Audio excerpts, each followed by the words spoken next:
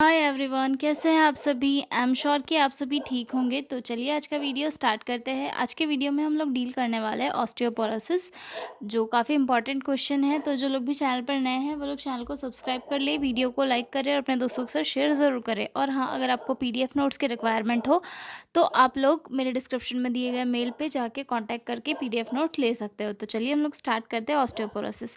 तो ऑस्टियोपोरोसिस से हम सभी को पता है एक बोन से रिलेटेड डिसीज़ है, जिसमें हमारी जो बोन्स है वो वीक हो जाती है, बिटल हो जाती है, जिसकी वजह से जो है वो बोन में फ्रैक्चर वगैरह बहुत इजीली आ जाती है। और ये ओल्ड एज के बाद में जो है ज़्यादा देखने के लिए मिलती है, कैल्शियम विटामिन डी वगैरह की कमी से जो है देखने के लिए मिलती है। तो मैंने इस पे नोट्स बनाए हैं, हम लोग इसे प्रॉपरली आज स्टडी करते हैं एग्जाम में लिखने के लिए। ठीक है, तो इंट्रोडक्शन से स्टार्ट करते हैं। Osteoporosis. Osteoporosis is a common bone disease that causes bone to be become weak and brittle. यानी कि ऑस्टियोपोरोसिस एक काफ़ी कॉमन डिसीज़ है बोन की, जो कि बोन को कमज़ोर और ब्रिटल दैट मीन्स टूटने वाली, जो आसानी से टूट जाए वैसी बना देती है। ठीक है, the worst word osteoporosis means porous bones where bones lose their strength and density. और जो वर्ड है ऑस्टियोपोरोसिस, उसका मीनिंग क्या है?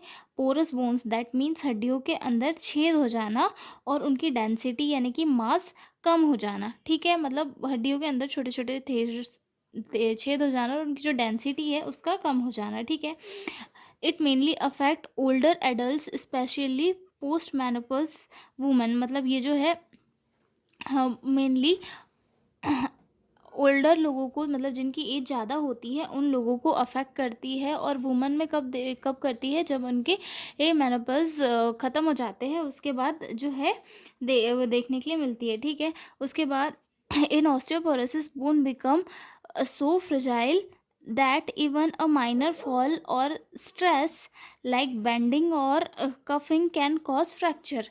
जो ऑस्टियोपोरोसिस में क्या होता है कि हड्डियाँ इतनी फ्रेजाइल हो जाती है कि हल्का सा गिरना, झटका लगना या खांसी भी फ्रैक्चर का रीज़न बन सकती है। मतलब हड्डियाँ काफ़ी कमज़ोर हो जाती है। ठीक है, उसके बाद अगला देखते हैं। Most common fracture sites including the hip, spine and wrist। मतलब मोस्ट कॉमनली फ्रैक्चर कहाँ पे होता है?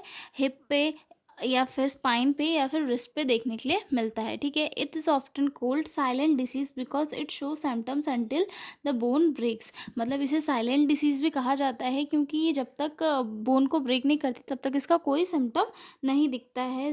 स्टार्टिंग में कोई भी सिम्टम्स नहीं दिखते हैं। मतलब जब हड्डी टूट जाती है फिर उसका जो एक्सरे वगैरह होता है उसके बाद में पता चलता है कि यार ये तो ऑस्टियोपोरोसिस हो गया, पेशेंट की जो बोन है वो काफ़ी कमज़ोर हो गई है। ठीक है, उसके बाद अगला पॉइंट है, osteoporosis is a chronic and progressive condition but it can be managed and prevented with early care, proper nutrition and exercise. Osteoporosis जो एक क्रोनिक और प्रोग्रेसिव कंडीशन है, लेकिन इसे जो है प्रिवेंशन और मैनेजमेंट, एक प्रॉपर न्यूट्रिशन, एक्सरसाइज और मेंटेन लाइफस्टाइल के साथ साथ इसे जो है मेंटेन किया जा सकता है। मतलब अपनी लाइफस्टाइल को मेंटेन करके अल्कोहल वगैरह, स्मोकिंग वगैरह को बंद करके जो है इसे कम किया जा सकता है। प्रॉपर एक्सरसाइज और न्यूट्रिशन का ध्यान रख के जो है इसे कम किया जा सकता है। आगे देखते हैं इसकी definition. Osteoporosis is a bone disease in which bones become weak, thin and fragile. मतलब ऑस्टियोपोरोसिस एक बोन डिसीज है जिसमें जो बोन्स है वो काफ़ी वीक हो जाती है, पतली हो जाती है और फ्रेजाइल हो जाती है। ठीक है, उसके बाद देखते हैं कॉजेस ऑफ ऑस्टियोपोरोसिस की। जो ऑस्टियोपोरोसिस है वो डिसीज़ किस वजह से कॉज होती है। तो सबसे फर्स्ट आता है इसमें lack of calcium and vitamin D. Calcium और विटामिन डी की कमी से जो है ऑस्टियोपोरोसिस हो सकता है। Ageing especially after age 50। मतलब एज जैसे जैसे पर्सन की बढ़ती जाती है वैसे वैसे हड्डियाँ कमज़ोर होने लग जाती है, तो उसकी वजह से भी क्या होता है?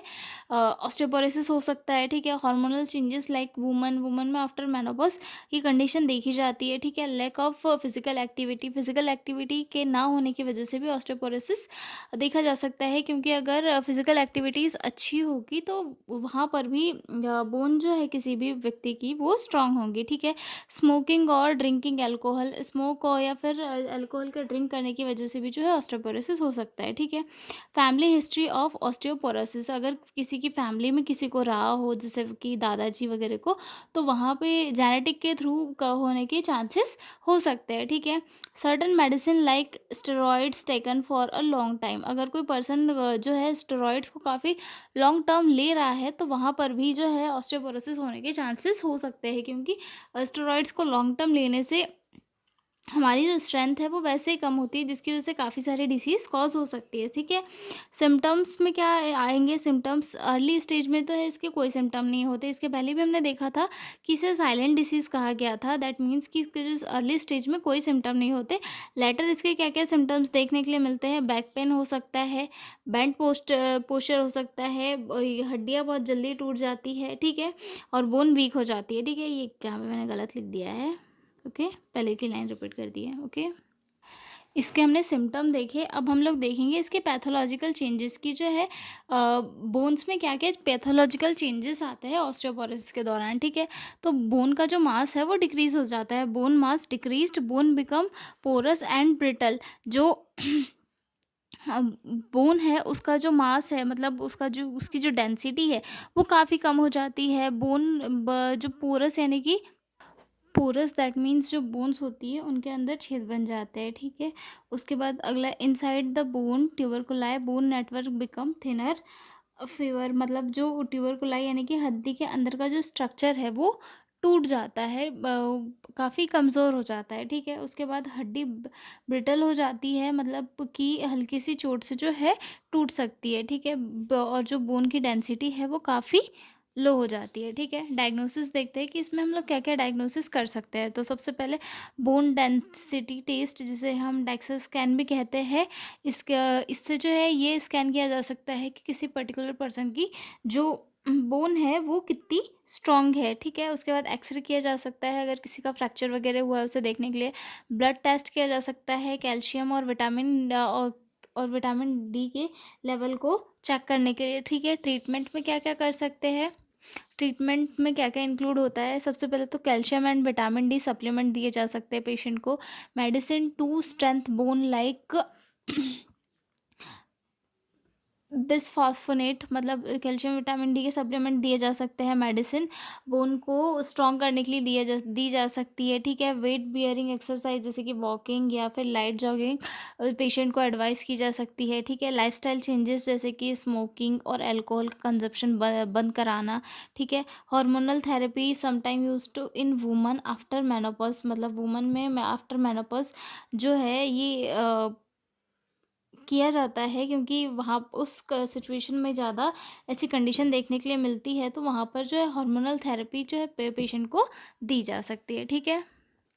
इसकी प्रिवेंशन के लिए क्या-क्या कर सकते हैं, मतलब जो ऑस्टियोपोरोसिस होता है इससे बचने के लिए क्या-क्या किया जा सकता है।